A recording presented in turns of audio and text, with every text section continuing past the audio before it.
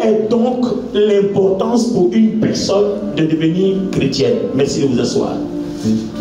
Quelle est donc la nécessité de devenir chrétien? Est-ce que c'est vraiment nécessaire qu'un enfant de Dieu devienne chrétien? Autrement dit, quand on est chrétien, qu'est-ce qu'on vient chercher à l'église? Amen. Qu'est-ce qui nous a poussé à l'église? Je veux poser la question autrement. Qu'est-ce qui a poussé les gens à aller dans le fétichisme, dans l'occultisme, dans la magie? Qu'est-ce qui a poussé les gens? Parce que les gens cherchent une protection. Les gens cherchent un pouvoir. Les gens cherchent une personne qui est capable de garantir leur vie. Les gens cherchent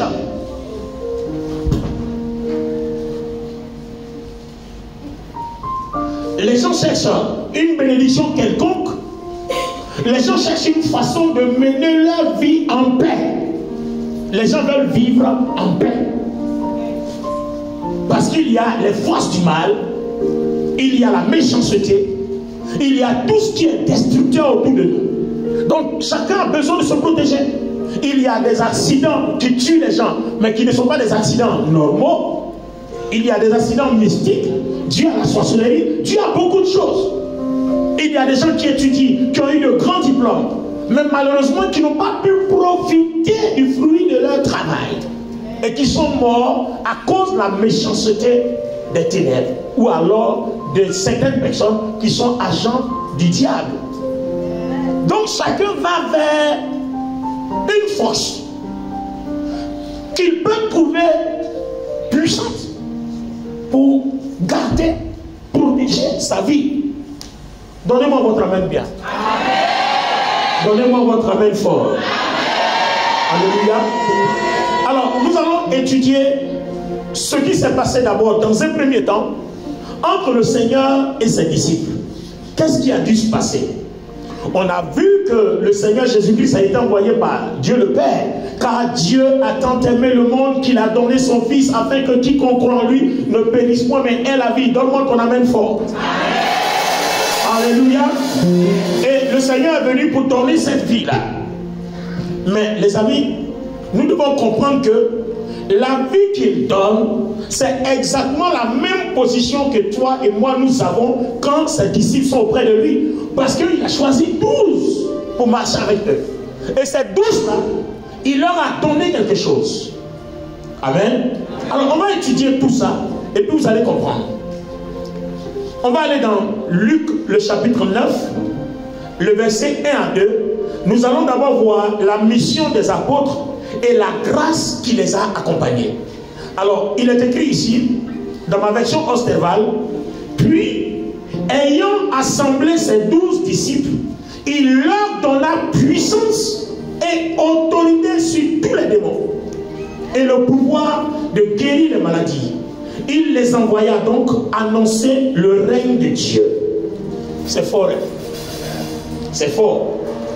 Donc, quand vous entendez qu'il leur donna pouvoir, en fait, il ne s'agit pas là d'un groupe de personnes catégorisées, c'est-à-dire rien que les apôtres, mais il s'agit là de toi et de moi, parce qu'il est écrit aussi quelque part, s'adressant à tout le monde, lui, je vous ai donné le pouvoir. Donc, il s'agit de toi et de moi. Cette parole s'adresse à chacun de nous. Il ne s'agit pas seulement des apôtres, tout simplement, c'est tout le monde.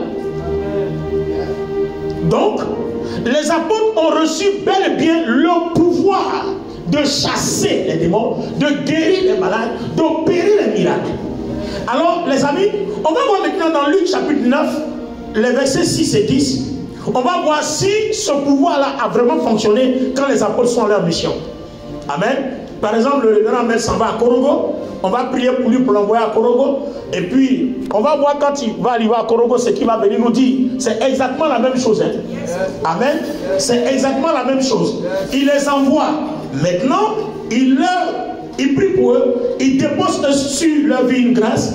Et puis, il les libère. Il dit, si vous allez prêcher le règne de Dieu. Attends, est-ce que vous avez idée de la parole? Prêcher le règne. Le règne, c'est quoi? C'est une domination absolue. C'est-à-dire, partout où vous allez arriver avec mon nom, tout vous sera soumis à cause de mon nom. Partout où vous allez arriver avec mon nom, tout vous sera soumis à cause de la puissance et du pouvoir que j'ai déposé sur vous.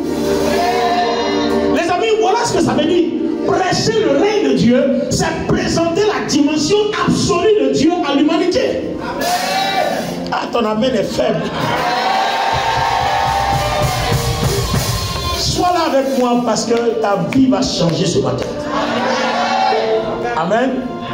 Le changement de vie, ce n'est pas l'imposition des mains, c'est ce qui entre en toi que tu comprends. Parce que la foi vient de ce qu'on entend. Et quand tu as compris, alors il y a quelque chose qui se passe dans le ciel en ta faveur. Donne-moi ton amen bien. Alors les amis, les apôtres vont partir. On va voir la confirmation dans Luc chapitre 6 d'abord. Étant donc partis, ils allaient de bourgade en bourgade, de village en village, de ville en ville, annonçant l'évangile et guérissant partout les malades. Est-ce qu'il y a confirmation ou pas? Il y a véritablement confirmation. Alors Luc chapitre 9, 38-40 va dire autre chose. Amen. Luc chapitre 9, 38-40 va dire autre chose. Allons-y. Luc chapitre 9, verset 38 au verset 44. Il dit, et voici, du milieu de la foule, un homme s'écria, Maître, je t'en prie, porte les regards sur mon fils, car c'est mon fils unique. Un esprit le saisit, et aussitôt, il pousse des cris, et l'esprit l'agite avec violence, le fait écumer, et a de la peine à se retirer de lui. Après l'avoir tout brisé, j'ai prié des disciples de le chasser, et ils n'ont pas pu. Ah, les amis, vous ne voyez pas qu'il y a un problème? Attends, là, on va se parler un peu plus près. Non, est-ce qu'il y a problème ou il n'y a pas problème? Attends, le Seigneur Jésus ne leur a-t-il pas donné le pouvoir? N'ont-ils pas guéri les malades? Mais pourquoi il y a une catégorie de malades qui ne peut pas guérir? Il y a une catégorie de démons qui ne peut pas chasser. C'est qu'il y a un problème quelque part. Pourquoi tu es à l'église? Est-ce que Jésus ne bénit-il pas? Alors dites-moi, pourquoi il y a des pauvres à l'église alors? Est-ce que Jésus ne guérit pas? Alors pourquoi il y a encore des malades à l'église? Est-ce que Jésus n'est pas plus puissant que la sorcellerie? Mais pourquoi il y a des gens dont la sorcellerie détruit la vie qui sont encore dans l'église? Est-ce que Jésus, notre Jésus, n'est pas leur Jésus? Est-ce que notre Dieu n'est pas leur Dieu? Est-ce que notre parole que nous lisons dans la Bible n'est pas leur parole? Alors je veux savoir ce qui se passe. Il y a un problème. J'ai dit, écoute-moi bien s'il te plaît. Cette parole va changer ta vie. Le message qui a changé ma vie et qui a fait de moi le grand prédicateur que je suis, c'est ce que je t'enseigne aujourd'hui. Amen. Si Jésus est le même hier, aujourd'hui et éternellement, si Dieu n'a pas changé, c'est que la guérison d'hier est la guérison d'aujourd'hui. La délivrance d'hier est la délivrance d'aujourd'hui.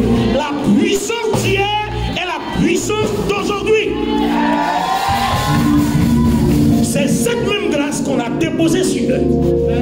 Ils sont allés. Certaines choses ont fonctionné. D'autres n'ont pas fonctionné. Alors on se demande, Dieu a-t-il changé? Ou bien pendant qu'il partait, Dieu a-t-il diminué sa grâce? Question. Non. Alors, on va donc chercher les raisons. Alors, qu'est-ce qui n'a pas marché, les amis? Donc, qu'est-ce qui n'a pas fonctionné? Pourquoi ont-ils pu guérir de telle ou telle maladie et puis n'ont même pas pu guérir le petit qui souffrait? Ça veut dire que ils ont travaillé, mais arrivé à un certain niveau, ils ont atteint une limitation. Alors, l'objectif de mon grand titre, La Lumière, c'est de t'apprendre comment briser la limitation.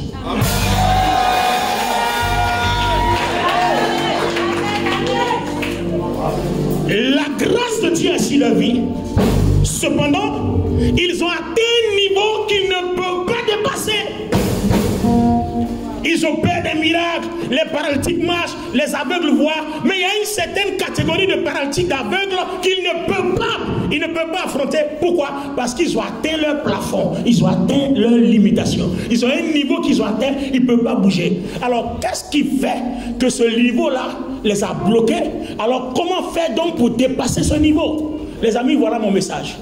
Allons-y dans les Écritures.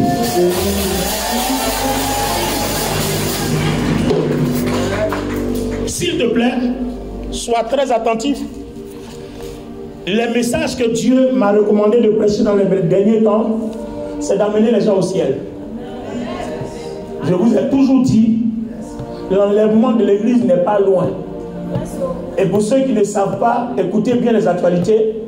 Il court des rumeurs que d'ici le 31 décembre, il se pourrait que maintenant l'argent soit numérique. Or, quand l'argent est numérique, le papier ou alors la monnaie ne circule plus, ça veut dire qu'on est à l'époque de l'Antéchrist. Il est à la porte. Or, nous savons que l'église sera enlevée avant que l'Antéchrist ne prenne le contrôle pour les 7 ans, selon que Daniel a prophétisé. Alors, c'est des choses que nous disons, les gens ne prennent pas au sérieux. Et je sais aussi, quand je lis ma Bible à l'époque de Noé, il y a vu ça aussi, personne ne pensait que pareille chose pouvait arriver. Les gens ont négligé, les gens ont minimisé jusqu'à ce que ça surprenne tout le monde. Quand le Covid a commencé, j'ai été un des pasteurs à qui Dieu a dit que c'est le compte à rebours de l'enlèvement qui a commencé. J'ai même fait des vidéos et des vidéos, il y en a sur YouTube, il y en a partout, tout le monde peut en témoigner. Personne ne m'a pris au sérieux. J'ai été un des premiers pasteurs à prophétiser qu'ils vont établir un vaccin. Les gens n'ont pas cru. L'année qui a suivi, le vaccin a été installé.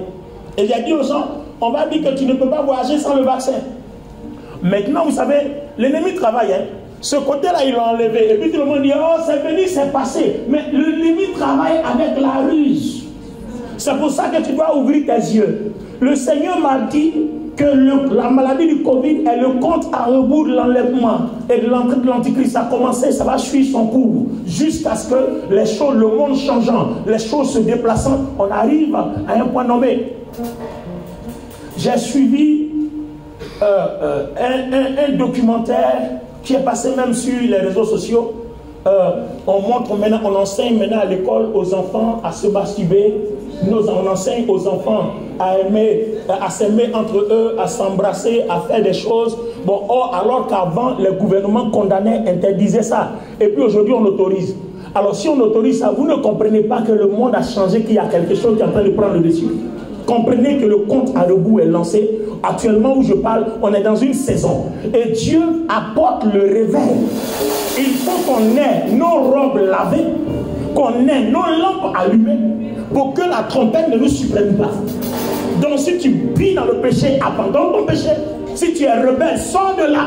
Si tu es dans le fétichisme, sors de là. Si tu dois donner ta vie à Jésus, c'est maintenant. Un temps va arriver où tu ne pourras plus. Un temps va arriver où tu ne pourras plus. Quand nous lisons la parabole des vierges sages et des vierges folles, on a bien vu que les vierges folles, ayant négligé le fait de laver leur robe et garder leur lampe allumée, quand l'heure est arrivée, où elles cherchaient maintenant à laver leur robe, à allumer leur lampe, l'époux est venu, il est parti avec les vierges sages, c'était déjà trop tard. Et depuis 2020, Dieu m'utilise pour sonner l'alarme. Attention à l'enlèvement, attention à l'antichrist qui entre maintenant, attention, attention. Bon, quand j'ai fait mes vidéos, on m'a insulté, waouh, waouh, waouh. Mais vous savez, je m'en fous. Parce que je sais que ce que je dis est la vérité. Voilà, donc je m'en fous. Celui qui veut m'aimer, tu m'aimes. Tu ne veux pas m'aimer, je m'en fous. Parce que je sais que je dis la vérité. Amen. Dieu nous a établis pour aider les gens à être sauvés. Il ne nous a pas établis pour dire ce que les gens ont envie d'entendre. Est-ce que je peux répéter ça? Dieu nous a établis pour aider les gens à être sauvés. Il ne nous a pas établis pour dire ce que les gens veulent entendre. Le Seigneur Jésus dit dans l'évangile de Jean, il dit ce que j'entends de mon Père, c'est ce que je dis. Moi aussi, ce que j'entends du Saint-Esprit, c'est ce que je dis. Maintenant, tu peux dire que Dieu ne m'a pas parlé, c'est ton problème. Tu es libre aussi de dire que Dieu ne m'a rien dit, c'est ton problème. Mais moi, je sais que ce que je dis est la vérité. Et ça va suivre son cours. Et celui qui ne se laisse pas édifier, va être surpris, ça serait déjà trop tard. S'il vous plaît, entendons raison. Est-ce que je peux évoluer? Alors, je reviens à mon message. Voilà, la petite digression nous a aidé à repositionner notre foi, à recanaliser nos mentalités, parce que nous sommes dans des temps mauvais. Donne-moi ton amen bien, Église. Est-ce qu'on peut avancer ce matin? Je ne sais pas si tu es béni. Tout à gauche et à droite, demande à ton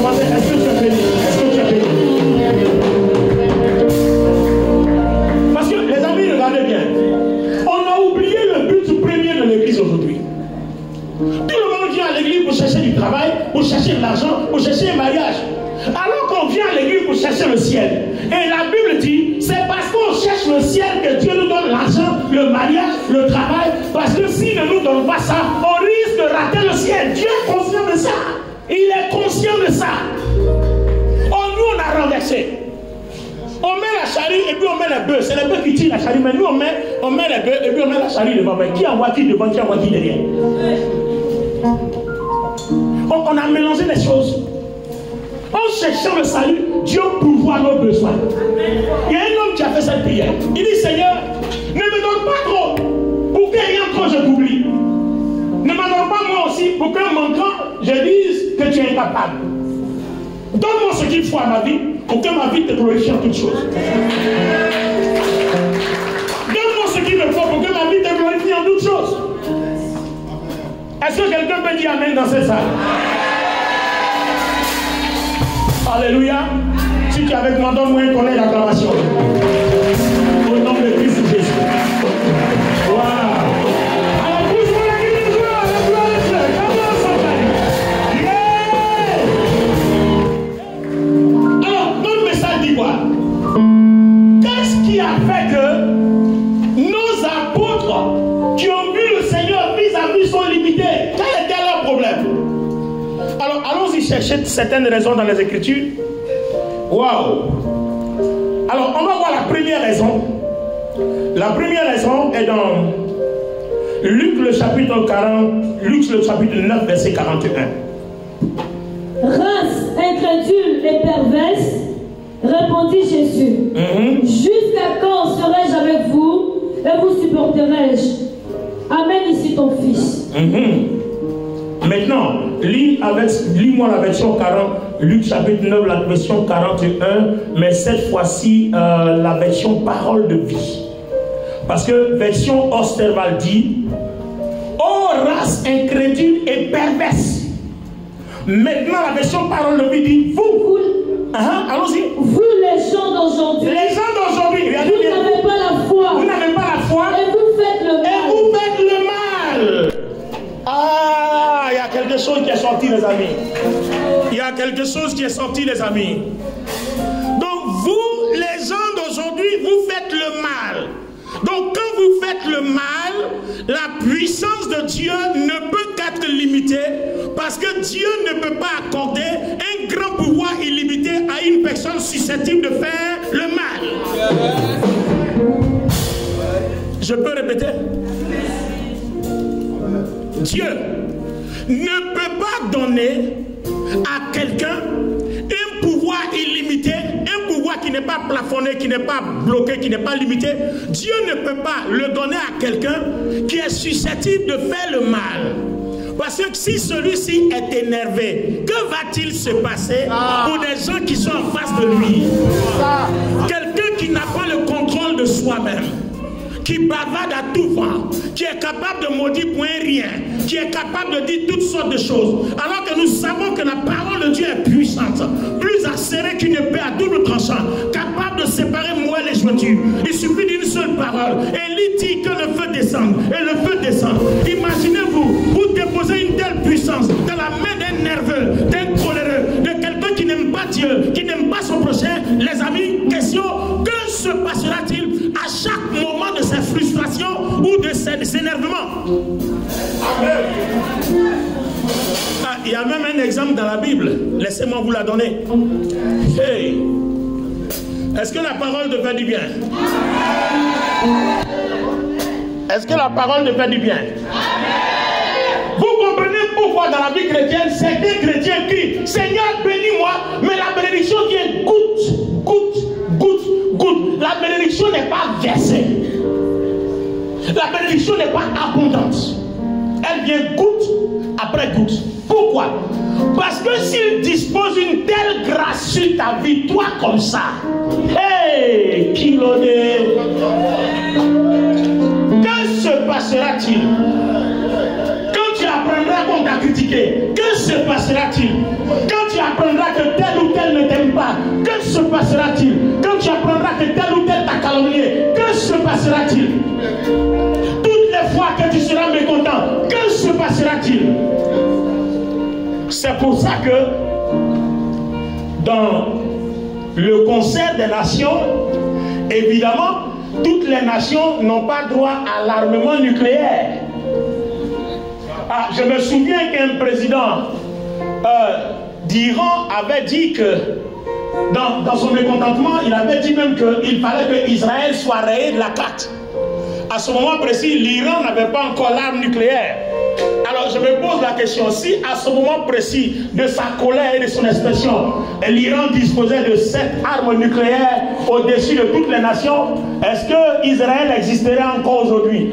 Non. Pourquoi un pays qui a l'arme nucléaire n'attaque pas un autre pays qui a l'arme nucléaire? Il y a le respect. Si tu veux qu'on te respecte dans ta vie chrétienne, si tu veux une dimension de la gloire de Dieu illimitée, il va falloir ouvrir les portes.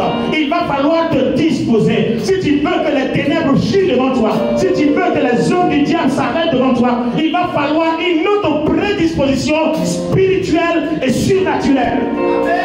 Est-ce que Dieu parle à quelqu'un ce matin? Vous voyez, souvent nous prions et puis on a l'impression que Dieu ne nous entend pas. Dieu entend tout le monde. Il écoute tout le monde. Seulement il n'exauce pas tout le monde. Et quand il doit exaucer tout le monde, c'est à un certain niveau. C'est limité, c'est plafonné. C'est toi qui dois déplafonner ton niveau. Dis-le à ton voisin, s'il te plaît, tape-le. Déplafonne ton niveau. Les amis, on peut avancer? Waouh! Ah, si tu es béni, donne-moi ton amen. Alléluia. Alors, permettez-moi que je vous donne une preuve du mal qui est dans leur cœur.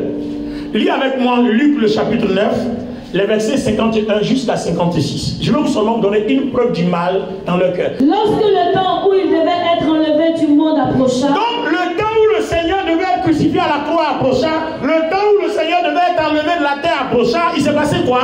Jésus prit la résolution de se rendre à Jérusalem. Ensuite, il envoya devant lui des messagers, oui, qui se mirent en route et entrèrent dans un bourg des Samaritains. Donc, allez-y me préparer un endroit où moi je vais me reposer. Et puis ils entrent dans une ville, un village des Samaritains. Il va se passer quoi là-bas? Comment est-ce qu'on va les recevoir? On ne le reçut pas. On ne les reçut pas. Parce qu'ils se dirigeaient sur Jérusalem. Ensuite, les disciples Jacques et Jean, oui, voyant cela, dirent: Seigneur, veux-tu que nous commandions que le feu descende du ciel et les consume? Attends, ils ont dit quoi?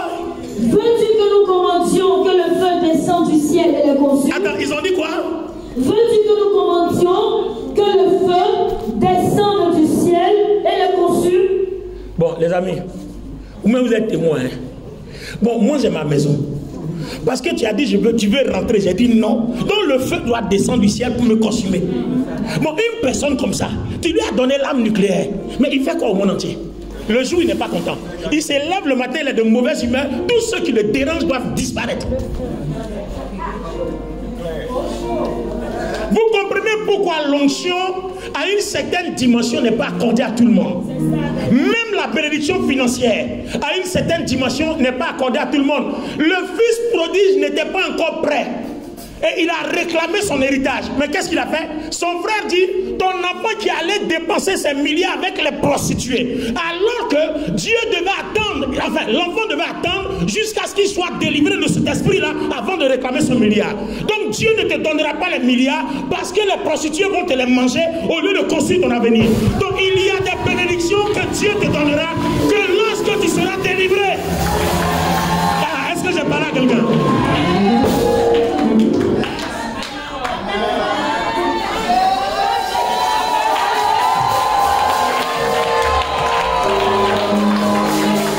Est-ce que Dieu parle à quelqu'un ce matin? Est-ce que Dieu parle à quelqu'un ce matin? Yeah! Come on, somebody. Vous voyez? Le petit a réclamé son héritage. Est-ce que ce n'était pas son droit? C'était son droit, mais ce n'était pas le temps. Non seulement ce n'était pas le temps, mais en plus, il n'était pas encore converti, il n'était pas encore transformé, il n'était pas encore délivré. Il y a certains niveaux de bénédiction que Dieu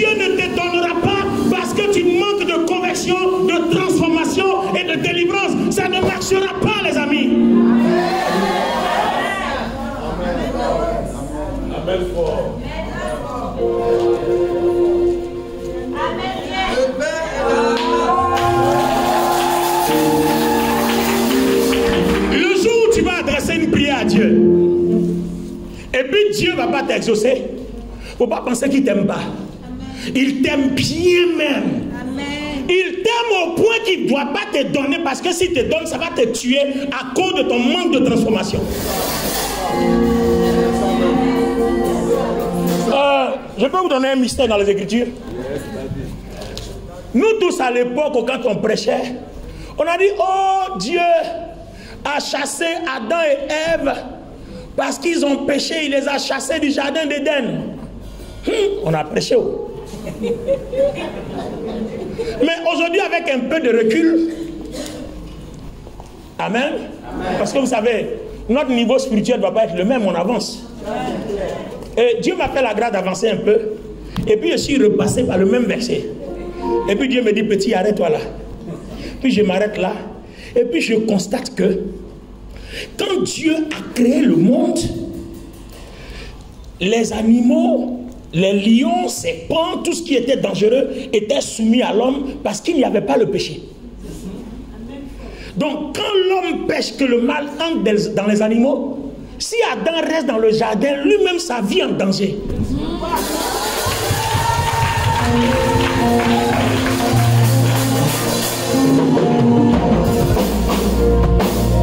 La seule chose que Dieu, le seul service, le meilleur service que Dieu pouvait lui rendre, c'était de le chasser. Il était là. Les serpents vont te piquer maintenant. Le seul service que Dieu pouvait lui rendre, c'était de le chasser du jardin. Loin de ces animaux-là qui sont devenus dangereux, loin des lions, des tigres, loin de ces fauves-là, loin de ces serpents venimeux. Parce que leur venin n'était pas dangereux. Mais depuis que le péché est entré, leur venin est devenu mortel. Donc si tu restes là, on ne peut plus continuer le monde. Sors. Donc on a vu le péché d'Adam, mais on n'a pas vu l'amour de Dieu manifesté après le péché d'Adam. Et c'est le même amour que Dieu a manifesté, car Dieu a tant aimé le monde qu'il a donné son Fils, afin que quiconque croit en lui ne périsse pas, mais ait la vie. Dieu a tant aimé le monde. Dieu a tant aimé le monde. Dieu ne détruit pas le pécheur. Dieu ne tue pas le pécheur. Mais il veut que le pécheur vienne à la repentance. Il met le pécheur au frais et puis il l'éduque pour l'amener à se repentir.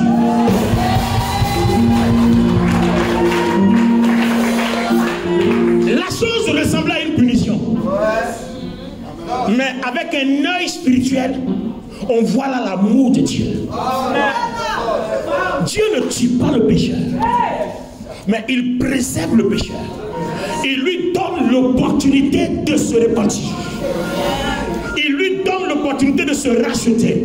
Il lui donne l'opportunité de se convertir. Sinon, certaines personnes seraient mortes. Aujourd'hui, il y a des braqueurs qui sont pasteurs. Il y a des tueurs qui sont pasteurs. Il y a des criminels qui sont pasteurs. Si Dieu les aurait tués, même l'apôtre Paul dans la Bible, un criminel qui a tué des hommes de Dieu, mais regardez l'œuvre qu'il a faite. Le but de Dieu n'est pas que le pécheur meure, mais que le pécheur vienne à la repentance. C'est pour ça que dans l'église, quand vous entendez que telle personne a péché, vous qui les condamnez, c'est vous qui péchez devant Dieu. Parce que Dieu ne vous a pas donné le droit. Il vous a donné le droit d'aider les gens à être convertis et transformés, comme lui, il vous a aidé à être convertis et transformés. C'est pour ça que beaucoup il dit, tu aimeras ton prochain comme toi-même. Ce que tu veux qu'on te fasse, fais-le aux autres.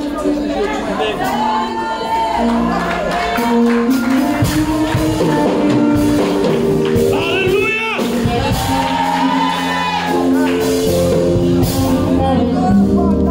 Les amis, écoutez-moi. Je vous dis, c'est ce message-là qui m'a transformé moi.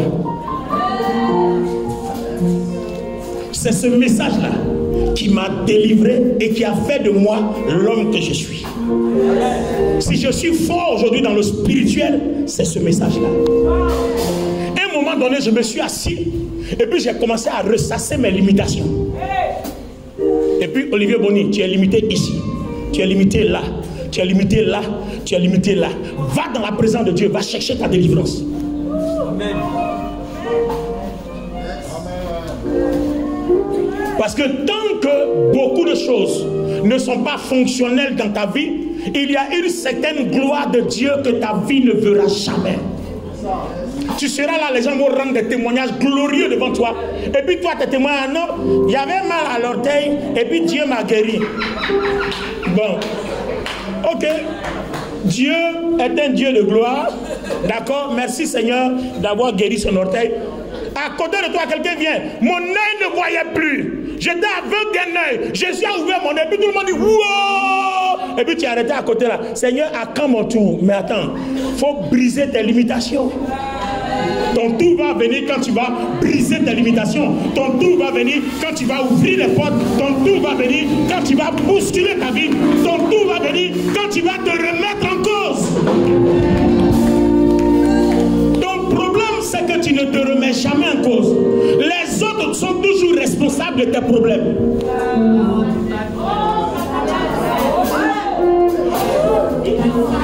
Tu ne te remets jamais en cause.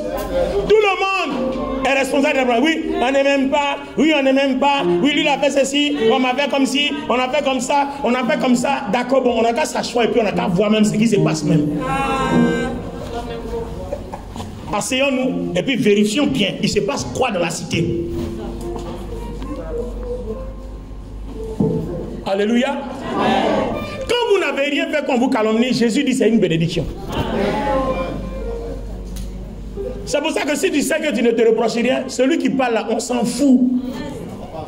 On a dit que Jésus était Belzébul. Plus on disait qu'il était Satan, plus les morts ressuscitaient, les aveugles voyaient, les paralytiques marchaient. Et même ceux qui disaient qu'il était Satan étaient étonnés. Ils étaient étonnés. Les amis, c'est comme ça. Si tu sais que tu n'as rien à te reprocher, on s'en fout. On avance.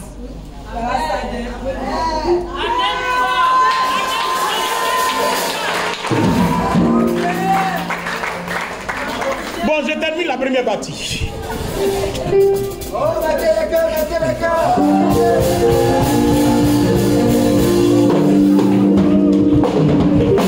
Je termine la première partie.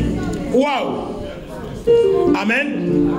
Alors, les amis, race incrédule et race perverse. Donc, en dehors du mal, il y a l'incrédulité et puis il y a la perversion. Bon, leur perversion est à quel niveau? Waouh. Alors, on va étudier la discussion que le Seigneur a eue avec 3 personnes dans la Bible. Et puis on va voir à quel niveau se trouve leur perversion. Regardez une personne, tu es le disciple de quelqu'un. Et puis une femme vient, elle casse un parfum à grand prix. Et puis tu dis, mais ça là, on aurait dû vendre ça pour aider les pauvres. Mais tu es un pervers, tu es méchant, tu es mauvais, tu es maudit. Toi, tu n'aimes pas que ton maître soit élevé. Parce qu'on a cassé un parfum de grand prix sur lui. Tu es fâché. Non, mais il est indigné. On aurait dû vendre ça pour les pauvres. Et puis comme le Seigneur, il est doux. Il dit, mais vous avez les pauvres avec vous tous les jours. Mais moi, vous ne m'avez pas tous les jours. Donc il faut qu'on fasse ça au moins une fois pour moi. Donc acceptez ça comme ça. On peut faire ça. On peut être méchant comme ça. Alléluia. Et vous allez voir que ceux qui font ça là ne réussissent jamais. Ils ont des semblants de réussite, mais ils ne savent pas qu'ils sont limités. En fait, c'est ça.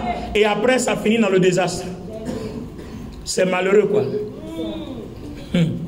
Alors, on va voir la discussion que le Seigneur Jésus a eue avec 3 personnes. Amen. Waouh. C'est fort, hein. Alors, prends-moi Luc chapitre 9, verset 57. On va voir cette discussion-là et puis je vais prier pour vous. On va s'arrêter là aujourd'hui pour la première partie. Et on verra la deuxième partie le dimanche prochain. Mais à partir de mercredi, on va attaquer quelque chose. On va parler de guérison miraculeuse et guérison divine. Comment ça se fait et puis la guérison arrive dans la vie d'une personne. Je te donne rendez-vous ce vendredi, ici, dans cette même salle. Ça sera plutôt Mardi, mercredi, jeudi. Amen. Ah, c'est la semaine spirituelle. D'accord, mais c'est bon. Moi, ça ne m'arrange pas. J'aurai le temps de traiter mon thème, ce que j'ai à faire. Voilà, celui qui vient, il va briser ses limitations. Celui qui ne vient pas aussi, Quand des problèmes t'arriveront, quand tu vas dire Seigneur, aide-moi, il t'a dit Olivier Boni t'avait dit de venir mardi, mercredi, jeudi pour qu'il t'enseigne, tu n'es pas venu. Donc ta prière là, je n'écoute pas. Si tu as des problèmes, c'est ton problème. Si tu avais des problèmes, tu te serais déplacé. Donc rendez-vous mardi, mercredi, jeudi, et puis on termine fort le vendredi, on est ailleurs. Ok, d'accord. Bon, apparemment, je passe. Amen. Discussion entre 3 personnes. On va voir un peu les perversions de leur esprit. Amen. Luc 9, 57 à 62. Non, commence d'abord. Pendant qu'ils étaient en chemin, oui, un homme lui dit, Seigneur, je te suivrai partout où tu iras. Jésus lui répondit, les renards ont des tanières et les oiseaux du ciel ont des nids, mais le Fils de l'homme n'a pas un lieu où il puisse reposer sa tête. Ça, c'est la première personne. Je te suivrai partout où tu t'en vas. Continue. Il dit à un autre, suis-moi. Et il répondit, Seigneur, permets-moi d'aller d'abord ensevelir mon père. Suis-moi, Seigneur, permets-moi d'abord, je dois aller ensevelir mon père. Mais Jésus lui dit, il lui dit quoi? Laisse les morts ensevelir leurs morts, et toi, va annoncer le royaume de Dieu. Un autre dit, je te suivrai, Seigneur, mais permets-moi d'aller d'abord prendre congé de ceux de ma maison. Jésus lui répondit, quiconque met la main à la charrue et regarde en arrière n'est pas propre au royaume de Dieu. Waouh! Maintenant, lis-nous le résultat. On va voir le résultat de ces 3 entretiens. Le Seigneur va donner une conclusion dans Luc 9, 23 à 26. Puis, il dit à tous, si quelqu'un veut venir après moi, qu'il renonce à lui-même, qu'il se charge chaque jour de sa croix et qu'il me suive. Car celui qui voudra sauver sa vie la perdra, mais celui qui la perdra à cause de moi la sauvera. Les amis, vous avez vu, non? Donc, nos vies aussi sont limitées pour la simple raison qu'on n'a jamais placé le Seigneur Jésus-Christ au premier plan de notre vie. Suis-moi, je vais aller d'abord dire au revoir à mes parents. Suis-moi, je vais aller d'abord ensevelir mon mort. Suis-moi, je vais aller d'abord, vous voyez, je vais aller d'abord, eux tous, d'abord. Tu ne peux pas marcher avec Dieu et puis penser à toi. Ça, c'est déjà un blocage.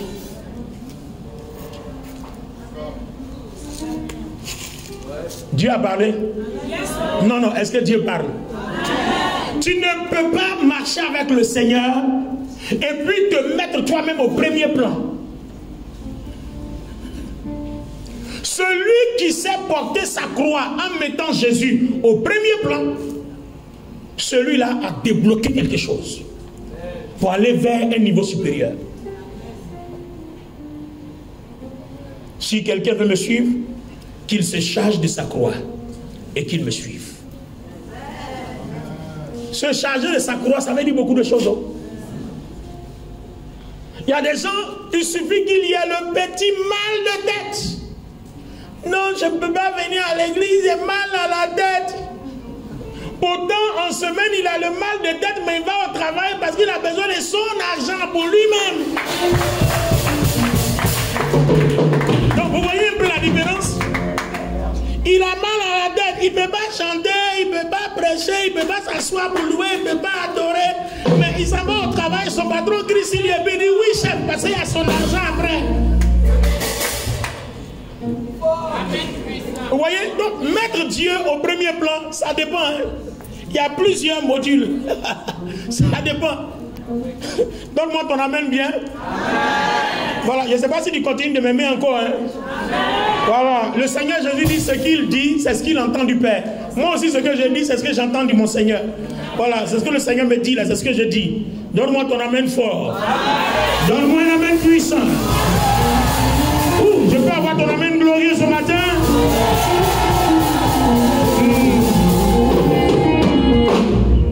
Si quelqu'un veut me suivre, qu'il se charge de sa croix.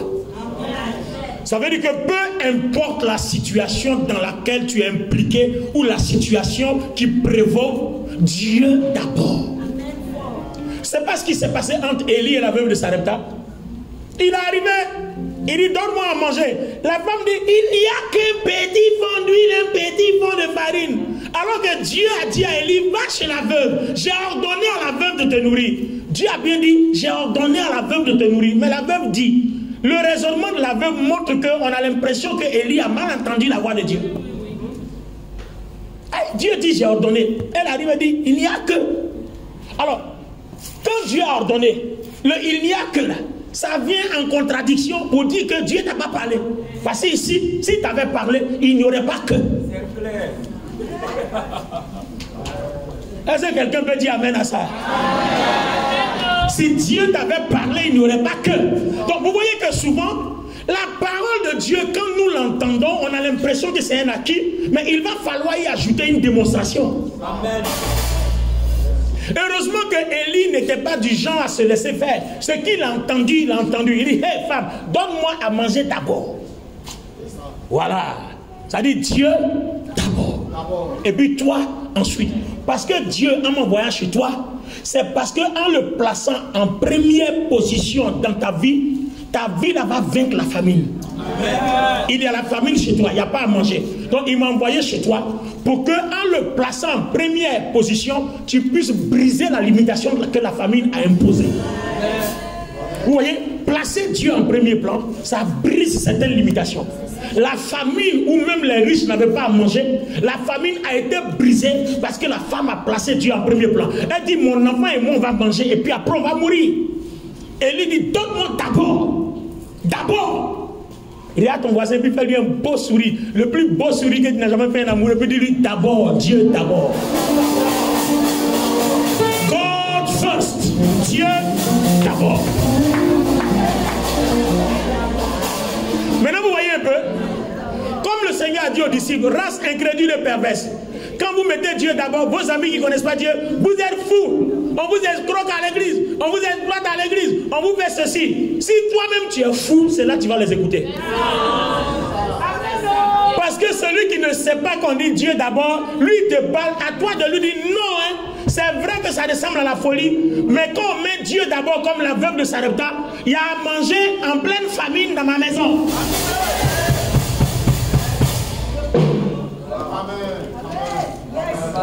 Est-ce que le Saint-Esprit parle à l'église ce matin? Est-ce que Dieu parle à l'église ce matin? Est-ce que je peux pousser des cris de joie à la gloire de Dieu ce matin?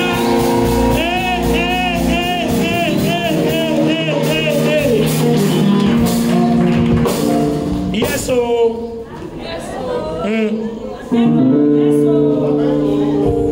Alors, quand ça s'est passé, quand le Seigneur a dit, si quelqu'un veut me suivre, qu'il porte sa croix, Pierre a trouvé que c'était trop fort. Alors il va poser une question à Dieu. Écoutez bien. Écoutez la question de Pierre. Va dans Matthieu 19, 27 à 30. On va voir la question de Pierre. Pierre a posé une question à Dieu. Matthieu chapitre 19. Verset 27 à 30. Il va poser une question à Dieu. Pierre, prenant alors la parole, dit, ouais. Voici, nous avons tout quitté. Aïe Seigneur, nous on a tout quitté. Tu as dit suis-moi. On a mis Dieu d'abord. On te suit. On arrive en cours de route et puis tu dis non, on n'a qu'à porter notre croix. Attends, Seigneur, il y a quelque chose qui ne va pas. En tout cas, avant qu'on continue, tout n'a qu'à tirer au clair. Parce que nous on veut voir clair dans ton affaire. Voilà. Tu as dit suis-nous. Si on met Dieu d'abord, on est béni. On a mis Dieu d'abord, maintenant on s'en va. Non, faut porter sa croix. Il faut faire ceci. Non, attends, Seigneur, on n'a pas s'arrêter ici. Il faut qu'on trace bien les choses là. Chacun de nous doit savoir où on s'en va. Vous voyez pourquoi il a dit race incrédule et perverse.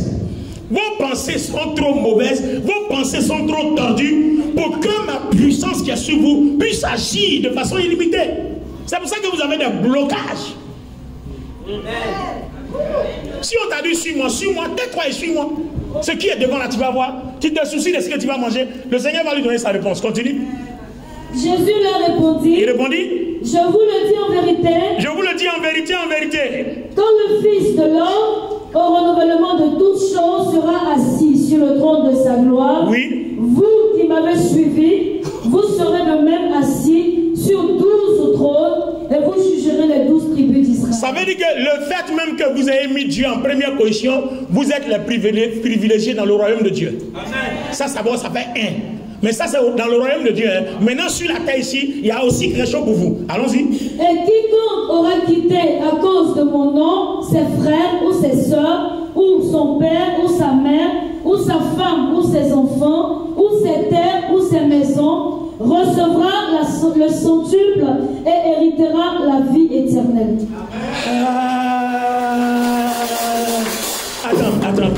Attends. Est-ce que tu as compris? C'est-à-dire, généralement, quand vous mettez Dieu d'abord, vous avez l'impression de perdre. La veuve de Sarepta, attends, un pasteur entre dans votre maison parce que Dieu lui a parlé, lui a ordonné d'aller chez vous, qu'il y a à manger. Alors que dans votre galère, il ne vous reste que 1000 francs. Bon, supposons qu'il arrive, il dit, bon, Dieu m'a dit, il y a à manger chez toi. Et puis tu dis, non, moi-même j'ai des problèmes, là où il est là, il me reste que 1000 francs. Et puis le pasteur dit, va payer Garba à checker à loco, je vais manger d'abord. Je t'assure que tu vas perdre la foi. Je suis convaincu que tu vas perdre la foi. Parce que c'est quel pasteur ça? Ça là, c'est quel pasteur ça? C'est votre histoire, c'est ça, c'est à cause de ça là. On ne va pas dans vos églises là. C'est à cause de ça on a du mal à vous suivre à l'église là. Votre problème là, c'est ça. Toi tu arrives, quelqu'un, j'ai des problèmes, et puis toi tu viens m'exposer tes problèmes. Dieu ne t'a-t-il pas établi pour me sortir de mes problèmes? Mais en effet, Dieu m'a établi pour te sortir de tes problèmes. Mais pour te sortir de tes problèmes, je viens te présenter que tes problèmes là doivent placer Dieu d'abord, et puis tes problèmes vont partir. Si tu as placé Dieu d'abord, tes problèmes vont te laisser. Parce que tes problèmes veulent que tu les places d'abord. Donc vous voyez qu'il y avait, en dehors du mal qui était dans leur cœur, il y avait leur raisonnement. Le raisonnement est un des plus grands blocages du chrétien. Même les pasteurs, les fidèles, tout le monde, les raisonnements. Vous voyez des gens raisonner, on ne dirait même pas qu'ils sont chrétiens. Et puis surprenez le matin et critiquer un pasteur. Waouh! Et les amis, finissons avec l'épisode de 1000 francs. Et puis le pasteur est rentré chez lui. Elle va appeler son téléphone. Ma copine. Et mon pasteur là aussi. Ah, vraiment, ça l'église là même. Il a changé d'église même. C'est ça là depuis là. Il est venu, je lui ai dit qu'il me reste que 1000 francs. Il a mangé les 1000 francs et puis il est parti.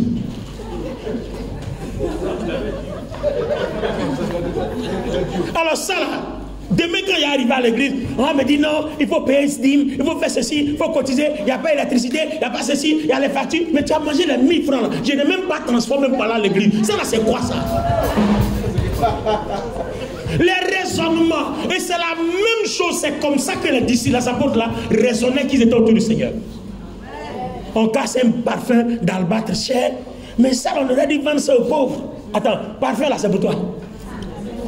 C'est quelqu'un qui est venu ouvrir son cœur, qui a cassé. Toi tu es à côté, tu parles. Ton problème c'est quoi?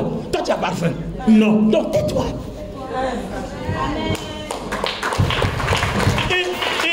Et dans l'église, on a des problèmes comme ça. Hein? C'est pour ça que je vous dis, souvent quand vous voulez faire vos dons puissants, là, cachez-vous.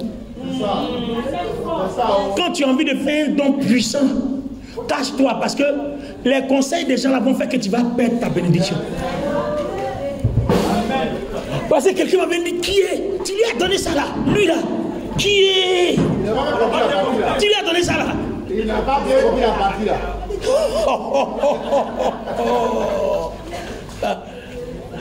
Est-ce que Dieu nous parle ce matin, église?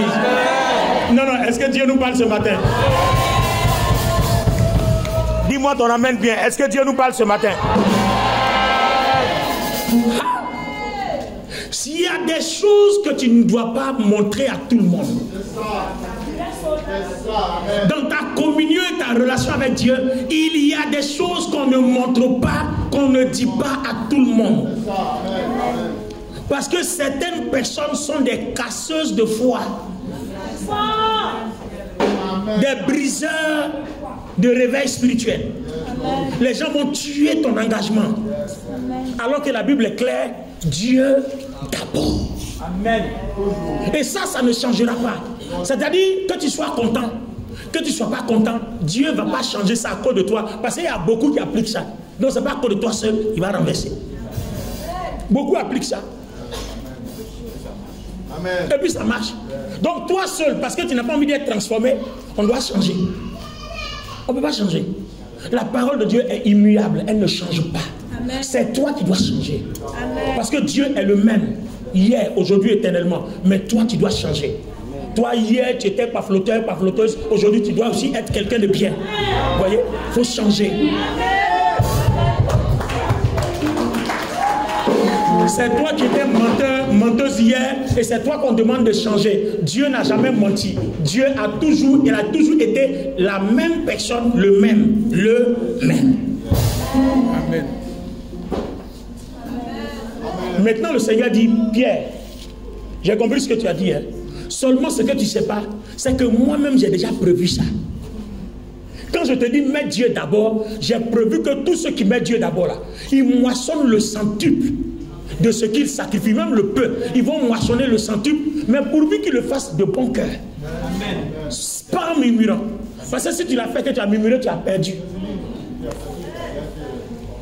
C'est pour ça que beaucoup de personnes posent des actions et puis ils ne voient pas le retour. Parce que ces personnes donnent, ces personnes murmurent. Il dit, vous aurez au centuple, ici sur la terre, et puis dans la vie éternelle, vous aurez encore là-bas. Vous serez les privilégiés. Donc quand tu entends ça là, est-ce que tu as envie, quand tu entends une telle parole, qu'est-ce que tu fais? Tu te dis, j'ai deux choix. Soit je reste tel que je suis, et puis je continue d'être limité, ou alors j'essaie de me conformer aux prescriptions divines, et puis voir quel témoignage Dieu va apporter à ma vie. C'est pour ça que Romains 2 l'a dit, non? Ne vous conformez pas au siècle présent, mais soyons plutôt transformés par le renouvellement de votre intelligence. Alors, vous arriverez à discerner ce qui est bon, agréable aux yeux du Seigneur. Il arrive un moment où tu te dis, attends, ça là, j'ai fait ça depuis rien. Hein? J'étais chez le premier gars, il payait ma maison, après il m'a laissé. Le deuxième gars, il payait ma maison, après il m'a laissé. Le troisième gars, il payait ma maison, après il m'a laissé. Et tous me donnent l'argent, mais il me laisse seulement, il me laisse seulement. Il te laisse seulement parce que tu es dans l'impudicité, non? C'est pour ça qu'il te laisse seulement. Comme tu es dans la fornication, il te laisse seulement. Mais le jour où tu vas dire, hé, monsieur, tant que tu n'as pas mis ça là, tu ne me touches pas. Va voir mes parents. Présente-toi. Et puis ensuite, va faire coco. Tant que tu n'as pas ouvert cette porte-là, petit bisou, on ne donne pas. Oh, toi, dès qu'on a dit, je vais te marier, prends-moi un cadeau. Prends-moi un cadeau.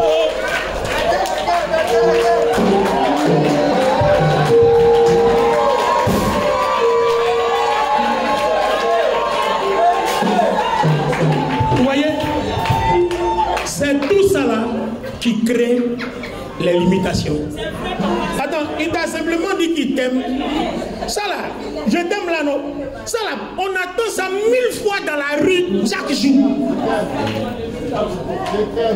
Comme on a dit, il t'aime. Et puis si jamais il est célibataire et puis il a dit il t'aime, ma copine, le gars il est célibataire, il dit il t'aime, il m'invite au restaurant, déjà sa tête est partie. C'est fini, hein? Pourquoi les gens sont comme ça même? Maintenant après, quand il a fini avec toi, maintenant quand tu l'appelles, il traîne ses pas. Pourtant au début là, quand il venait, il était chaud. Ouvrez vos yeux. Tout garçon qui veut voir ce qui se passe, il est toujours chaud. Il va parler bien, il va parler doux, il va parler agréable. Même ce qu'il n'a pas, il va trouver pour te donner. Maintenant, quand la partie est gagnée, il prend son temps. He takes his time. Il faut avoir le discernement, mettre Dieu d'abord. Si c'est pour toi, ça va prendre. Si c'est pas pour toi, ça prendra pas. Ce qui est pour toi est pour toi. Ce qui n'est pas pour toi n'est pas pour toi. La Bible dit, un homme ne reçoit que ce qui lui a été donné du ciel. Ce que Dieu a prévu qui est pour toi sera pour toi. Ce que Dieu n'a pas prévu qui n'est pas pour toi ne sera pas pour toi. Ne force pas dans ce qui n'est pas pour toi. Je dis, ne force pas dans ce qui n'est pas pour toi. Ne force pas.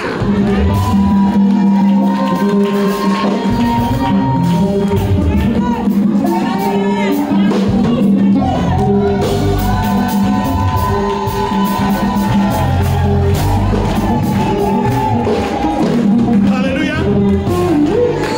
Vous savez, il y a un secret que vous devez savoir. Avec Dieu, ne forcez jamais. Avec Dieu, on ne force pas. Ce qui est pour toi, même le diable veut, il ne veut pas, c'est pour toi.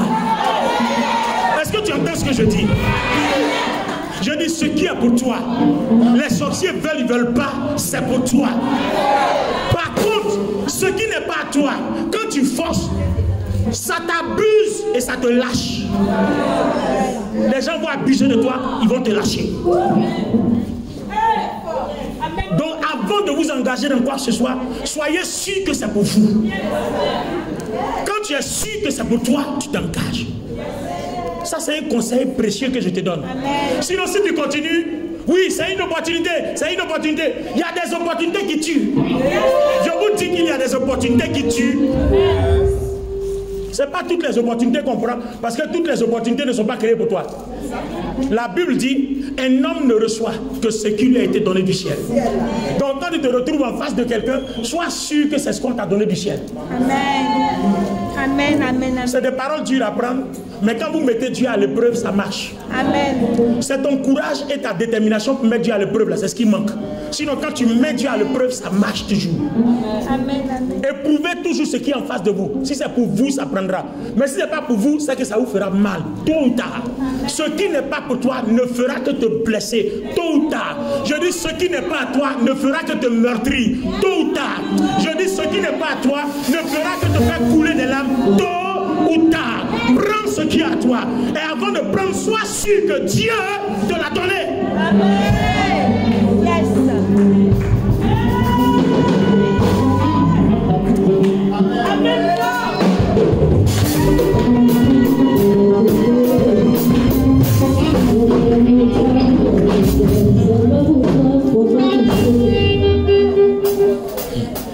Amen ou amen pas? Amen pas ou amen bien? Waouh! Dieu est bon.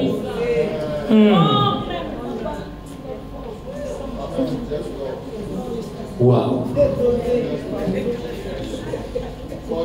Alors, je vais m'arrêter là. Je vais prendre ce passage-là. Et puis je vais m'arrêter là. Et le dimanche prochain, on créera la transition. Ce verset-là va nous permettre de créer la transition pour tomber à la suite du message. Amen. Voilà. Je vous parle de la lumière en sous-thème, comment briser nos limitations. On est à la partie 1. Amen. Prends-moi Luc chapitre 9, verset 1, 11 à 17. On va utiliser ce verset-là. On va s'arrêter. On va créer la transition pour le dimanche prochain. Luc chapitre 9, 11 à 17. Verset 11 à 17. Les foules l'ayant su, le suivirent, Jésus les accueillit et il leur parlait du royaume de Dieu. Il guérit aussi ceux qui avaient besoin d'être guéris. Comme le jour commençait à baisser, les 12 s'approchèrent et lui dirent, renvoie la foule afin qu'elle aille dans les villages et dans les campagnes des environs pour se loger et pour trouver des vivres. Car nous sommes ici dans un lieu désert. Jésus leur dit, donnez-leur vous-même à manger. Mais ils répondirent, nous n'avons que 5 pains et 2 poissons, à moins que nous n'allions nous-mêmes acheter des vivres pour tout ce peuple. Or, il y a donc environ 5000 hommes, et Jésus dit à ses disciples, faites-les asseoir par rangées de 50. Ils firent ainsi, ils les firent tous asseoir. Jésus prit les 5 pains et les 2 poissons, et, levant les yeux vers le ciel, il les bénit. Puis, il les rompit et les donna aux disciples, afin qu'ils les distribuassent à la foule. Tous mangèrent et furent rassasiés, et l'on emporta 12 paniers pleins des morceaux qui restaient. Un jour que Jésus priait à l'écart. Non, c'est bon. Amen. Amen. Alors, regardez quand nous avons vu dans le premier verset, le Seigneur leur a donné le pouvoir. Je suis en train de résumer. Ce pouvoir a fonctionné jusqu'à ce que ce pouvoir se limite. Et on a demandé qu'est-ce qui a créé la limitation. On a vu que c'était leur perversion, leur incrédulité, le mal qui était en eux, et puis leur raisonnement. Alors, regardez ici par exemple, à travers ce passage-là. Regardez à travers ce passage. On réalise que ils sont en face d'une épreuve qui nécessite un déblocage. Vous dirigez un groupe de personnes dans un endroit reculé, très retiré de la ville. Et même si vous prenez le temps, il serait difficile pour des gens même d'aller trouver du pain en ville pour 5000 personnes, 3000 pour certaines versions, 5000 pour d'autres versions. Bon, dites-moi, à cette heure où il est chaud à la tombée du soleil, dites-moi, quel boulanger, quel pâtissier qui a du pain pour 5000 personnes? Même si on rentre en ville, la probabilité de trouver ce boulanger, ce pâtissier-là, est très mince, très maigre. Alors, vous voyez que souvent, Dieu met en face de nos vies des épreuves pour voir comment on va réagir. Amen. Non, tu ne m'as pas compris. Amen. Parce que ta façon de dire Amen là me démontre que tu ne m'as pas compris. Amen. Il y a certaines situations que Dieu va déposer expressement en face de nous pour voir comment on va réagir. Amen. Donc vous voyez, toutes les épreuves que nous vivons dans la vie ne viennent pas souvent pour nous faire du mal. Yes. Souvent Dieu même nous les impose pour voir comment on va réagir.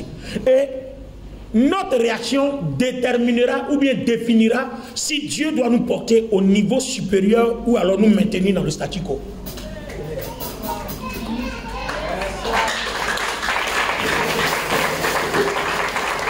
Alléluia.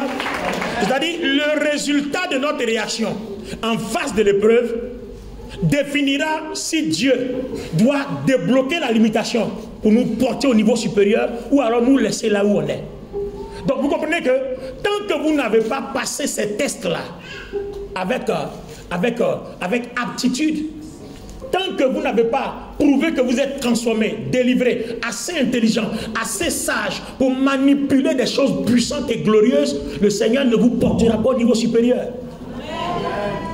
C'est pour ça que le Seigneur Jésus lui-même, quand il est venu, qu'est-ce que Dieu a fait? Dieu a fait quoi? Dieu, on dit quoi? Poussé, conduit par l'Esprit, Dieu l'envoie au désert pour qu'il soit tenté par le diable. Parce que ce test-là, s'il ne passe pas, il n'est pas apte à aller à la croix. Et vous avez remarqué, c'est après avoir passé le test, il sort maintenant, il dit, l'Esprit du Seigneur est sur moi. Il m'a oué pour, mais il n'a pas dit ça avant.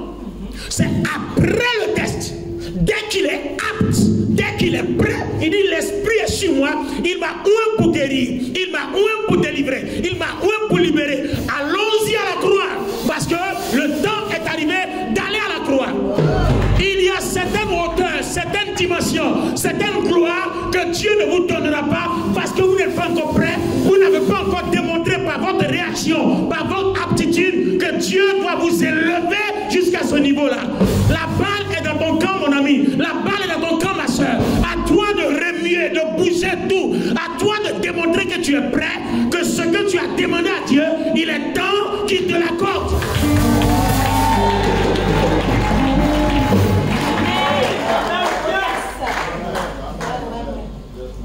C'est comme un peu une femme qui veut se marier, elle prie. Toi, tu gifles le garçon. Il dit à Dieu, donne-moi un mari. Ah, tu as donné un mari, puis tu as le gifler tous les jours. Le jour où tu as dit à Dieu, Seigneur, maintenant je suis prêt. Je ne suis plus garçon, je ne suis plus garçon. Je suis maintenant délivré. Il va venir. Maintenant, le garçon s'y prie, Seigneur, donne-moi une femme qui est bien. Toi-même, tu es bien. Non, donne-moi une femme qui est bien. Donne-moi une femme qui est bien là. Toi-même, tu n'es pas bien. Donc, le jour où tu seras bien, il te donnera une femme qui est bien. Donc, vous voyez, en fait, les choses fonctionnent comme ça. Il faut que l'Église comprenne que la puissance de Dieu, c'est pas parce que tu as fléchi les genoux, Seigneur, donne-moi l'onction, et puis on te verse comme ça, et puis on verse l'onction là sur toi. Les amis, ça ne fonctionne pas comme ça, oh. Ça ne marche pas comme ça. Quand tu as dit, Seigneur, déverse sur moi l'onction, Ok, c'est l'onction pour guérir les malades, non? D'accord. Mais toi-même, tu es malade, cherche à être guéri d'abord. Parce que vous comprenez. Toi, tu demandes une onction que tu vas aller prêcher, puis les gens seront transformés. Est-ce que toi-même, tu es transformé? Toi, tu n'es pas transformé, et puis on a qu'à t'envoyer pour aller transformer les gens. Non, ça ne fonctionne pas comme ça. Il faut que toi-même, tu sois transformé d'abord. Alors, nous allons prier ce matin. On va demander à Dieu que la balle est dans notre camp. Parce que ce qu'il faut retenir, c'est notre transformation. C'est notre conversion. C'est pour ça que le Seigneur Jésus a dit à Nicodème, si un homme ne naît de nouveau, ne naît d'eau et d'esprit, il ne peut pas voir le ciel. Parce que le ciel est bloqué. Tout est fermé, c'est limité. Il y a certaines choses qu'il faut débloquer. Alors, le dimanche prochain, nous allons commencer à analyser les certaines choses qu'il faut débloquer. C'est là qu'on va toucher maintenant la lumière.